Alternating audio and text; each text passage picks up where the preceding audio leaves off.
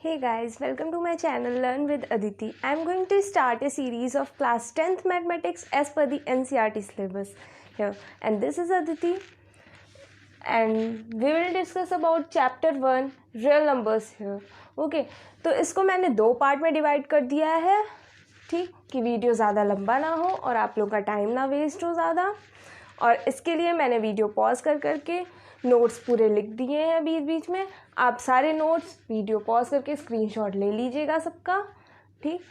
और सबकी एक नोट्स अच्छे से 2-3 पेजेस के होंगे, उससे ज़्यादा नहीं, वो तैयार कर लीजिएगा, ठीक। कहीं भी एग्ज़ाम्स वगैरह में जाना हो बस एक क्विक रिवीजन मार लीजिए उसका, बाकी आपका तैयार हो जाएगा। चलिए शुरू करते हैं। सबसे पहले डिस्कस करते हैं types of numbers.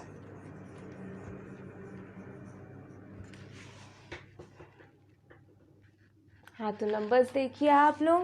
Natural 1 2 3 till n, whole numbers 0 1 2 till n, even numbers 2 4 6 till n, odd number 1 3 5 7 till n। आपने पहले क्लासेस में पढ़ा होगा, बस कुछ लोग भूल जाते हैं, इसलिए मैंने रिवीजन के लिए इसको फिर से लिख दिया है, ठीक है। अब आगे का डिस्कस कर लेते हैं हम। हाँ, तो देखिए आगे के नंबर्स। प्राइम जो खुद से और 1 के अलावा कहीं और डिविजिबल नहीं है, किसी और से नहीं डिवाइड हो सकते, 2 3 5 7 and so on. Composite number जो 1 और खुद के अलावा और भी डिवाइड हो सकते हैं, 4 6 8 एन तक। इंटीजर्स -n से -1 0 1 2 n, पूरा सीरीज़ आपका इंटीजर का सीरीज़ है, और -n से -1 तक नेगेटिव इंटीजर्स एंड 1 से n तक पॉजिटिव इंटीजर्स। चलिए आगे के नंबर्स डिस्कस कर लेते हैं अब हम। हाँ, तो आगे के नंबर्स हमारे rational, irrational and real. Rational number p/q के फॉर्म में होते हैं, जहाँ पे q 0 के बराबर नहीं हो सकता, मतलब डिनोमिनेटर 0 नहीं हो सकता है। 4/0 रॉन्ग है, पर 0/4 हो सकता है, 4/0 कभी नहीं होगा, ठीक। ये टर्मिनेटिंग और रिपीटिंग हो सकते हैं। Irrational numbers non terminating non repeating, ना टर्मिनेट हो सकते हैं ना रिपीट हो सकते हैं। एग्जाम्पल्स हैं पाई, √2 √3 एक्सेट्रा, 42.8237 एंड सो ऑन। मतलब ये टर्मिनेट मतलब ख़त्म भी नहीं हो रहा है और ना ही रिपीट कर रहे हैं इसके नंबर्स आगे, ठीक। टर्मिनेटिंग और रिपीटिंग नहीं है ये। Real numbers rational plus irrational equal to real numbers, okay.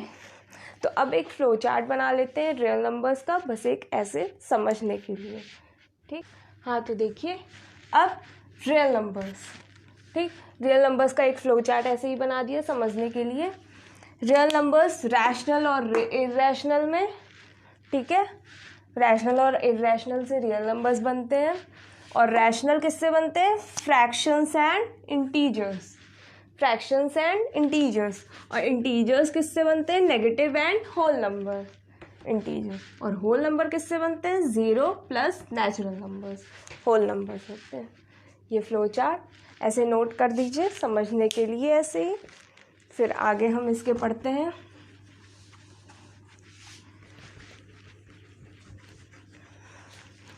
HCF and LCM ऐसे पहले क्लासेस में पढ़े होंगे, तो बस वही बेसिक है कि आप भूलना चाहिए, ठीक है। अगर आप भूले हो तो उसका एक रिवीजन हो जाएगा, क्योंकि इस चैप्टर में हमने HCF और एलसीएम अलग अलग मेथड से निकालना सीखा है, ठीक। HCF मतलब हाईएस्ट कॉमन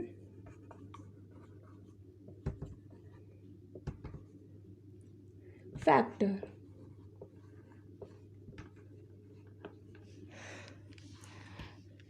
कोई दो नंबर्स के जितने भी फैक्टर्स आते हैं, उनमें से जो हाईएस्ट होता है ना, उसे हम HCF के नाम से जानते हैं। उनमें से जो हाईएस्ट होता है, जैसे हम निकाले 2 और 4 का, तो हमारे पास इसके फैक्टर आए 2 × 1, 4 का आया 2 × 2 × 1, ठीक। ये कॉमन है, 2 कॉमन है और 1 कॉमन है, ठीक। 2 और 1 में बड़ा कौन सा है? 2, तो HCF हम किसको मानेंगे? 2, ठीक। 2 हमारा HCF हो गया। अब देखिए एल्शियम, ऐसे ही हम एल्शियम देखते हैं।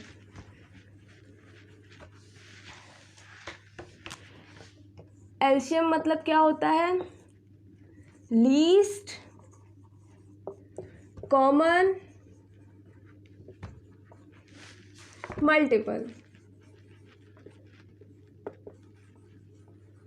अब देखिए एल्शियम हम किसके निकालते हैं? 4 का और 6 का एल्शियम निकालते हैं। जैसे 2 नंबर्स हैं, उसके कुछ मल्टीपल्स आते हैं, बहुत आगे तक जाते हैं, ठीक।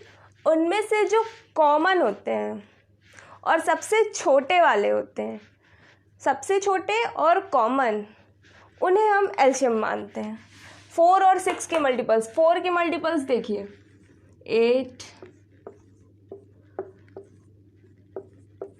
ये हैं 4 के मल्टीपल्स। 6 के मल्टीपल्स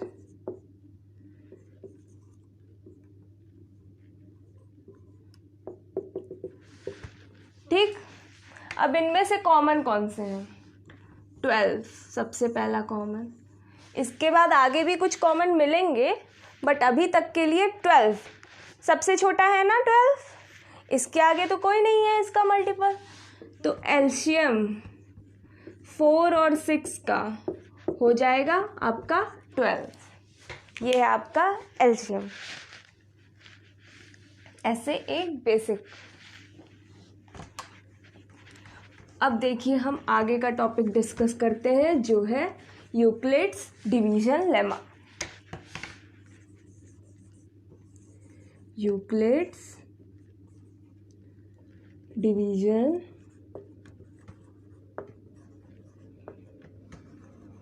लेमा। ये है आपका थ्योरम 1.1। चलिए लिखते हैं इस थ्योरम में क्या है। ओके, आप उसका स्क्रीनशॉट ले लीजिएगा पहले। अब देखिए थ्योरम 1.1 में क्या है, पहले आप इसका स्क्रीनशॉट ले लीजिए एंड फिर देखिए theorem 1.1। Given two positive numbers a and b, there exist unique integers q and r satisfying equation a equal to bq plus r, where 0 is less than equal to r is less than b। मतलब अगर 2 positive numbers आपको a और b दिए हुए हैं, तो वहाँ पे 2 नंबर्स q और r ज़रूर होंगे जो ये इक्वेशन सेटिस्फाई करेंगे, ठीक। जहाँ पे r b से कम होना चाहिए एंड 0 से बड़ा होना चाहिए, ठीक। ये क्लियर है। अब इसको पहले एग्जाम्पल देख लेते हैं इसका। ये कुछ नहीं, सिंपली ऐसे ही है कि dividend equal to divisor into quotient plus remainder, वही फॉर्म है। अभी देखिए ले आ रहे हैं HCF। एक क्वेश्चन इस पे बेस कर लेते हैं, फिर आपको अच्छे से समझ में आ जाएगा ये क्या है। एक्सरसाइजेज में भी दिए हुए हैं। एक्सरसाइज मैं वैसे अपलोड करती रहूँगी अपने नेक्स्ट वीडियोस में, ठीक। तो आप बस देखते रहिए। Find HCF of 42 and 455 by using Euclid's division lemma. अब देखिए 42 और 455, इसका इक्वेशन क्या है? a equal to b q plus r. इसको कैसे करेंगे हम? अब देखिए a और b किसे मानेंगे, ये भी कंफ्यूजन है। जो बड़ा होगा उसे हम a मानेंगे, क्योंकि ऑब्वियस सी बात है यार कि देखो अगर हम इसको a मानते हैं तो b से कुछ मल्टीप्लाई होगा कुछ और फिर कुछ रिमाइंडर आएंगे, ठीक। तो ये तो अंडरस्टूड है यार कि हम बड़े वाले को मानेंगे। चलिए a हम मानते हैं 455 को इज इक्वल टू 42 इंटू किससे मल्टीप्लाई करेंगे, प्लस रिमाइंडर इंटू 10, 420 प्लस 35, ये रिमाइंडर आएगा। ठीक, अब इसके बाद भी हम करेंगे। अब इसको ए मानते हैं, ये बड़ा है क्योंकि, और इसको बी मानते हैं। जब तक रिमाइंडर आपका 0 नहीं आ जाता तब तक आप इसको करते रहेंगे। ठीक, अब इसको ए लेके चलते हैं। 42 इक्वल टू 35 इंटू 1 प्लस 7, ये अब इसको हम ए मानेंगे, इसको बी मानेंगे। नेक्स्ट स्टेप में 35 equal to 7 into 5 plus 0, 0 remainder आ गया ना। अब हम इसको रोक देंगे। अब एचसीएफ जो आपका आता है यहाँ से वो है 7 आपका एचसीएफ होगा। इसको नोट कर लीजिए। और ऐसे ही क्वेश्चंस दिए हुए हैं एक्सरसाइज में, जब तक रिमाइंडर 0 नहीं आ जाता तब तक हम इसको करते रहेंगे और एचसीएफ फिर लास्ट में 7 आ गया। अब इसके बाद एक हम फैक्टर ट्री देख लेते हैं ऐसे। ठीक, पिछले क्लासेस में आपने पढ़ा होगा, बस एक रिवीजन के लिए बेसिक सा है। फैक्टर ट्री कैसे बनाते हैं, फैक्टर ट्री, फैक्टर्स निकालने के लिए फैक्टर ट्री बनाते हैं ना, तो बस वही फैक्टर ट्री हम फाइंड आउट करते हैं 420 का। ठीक, ये तो पता ही होगा, ऐसे ही करते हैं। पहले 2 से मल्टीप्लाई करेंगे, फिर 2 से मल्टीप्लाई हो जा रहा है 105 आएगा, फिर अब की 3 से मल्टीप्लाई हो रहा है 35, अब की 5 से मल्टीप्लाई हो रहा है, अब 7 से। जब तक यहाँ पे 1 नहीं आ जाता तब तक इसको करते रहेंगे।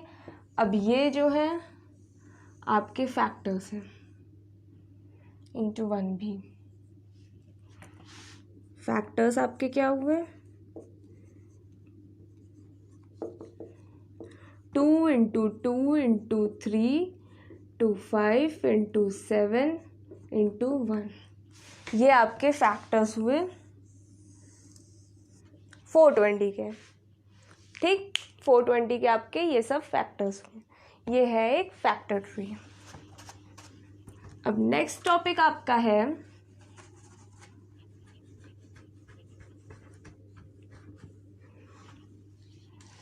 इस वीडियो को आप पूरा फुल देखेंगे तो आपको अच्छे से नॉलेज हो जाएगा पूरा सबका। ठीक है, एक ही बार में पूरा फुल देखिए।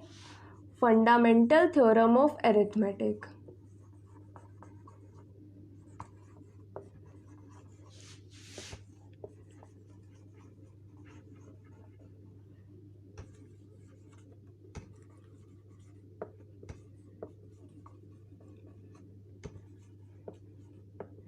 ये है आपका theorem 1.2।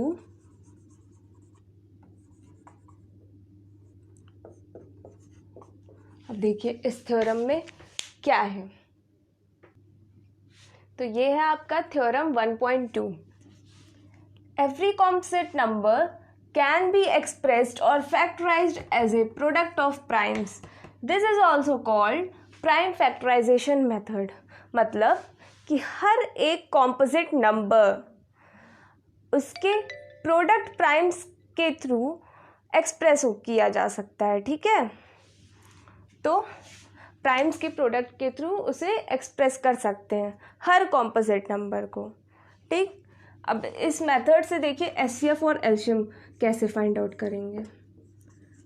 Find the HCF and LCM of 6 and 20 by using prime factorization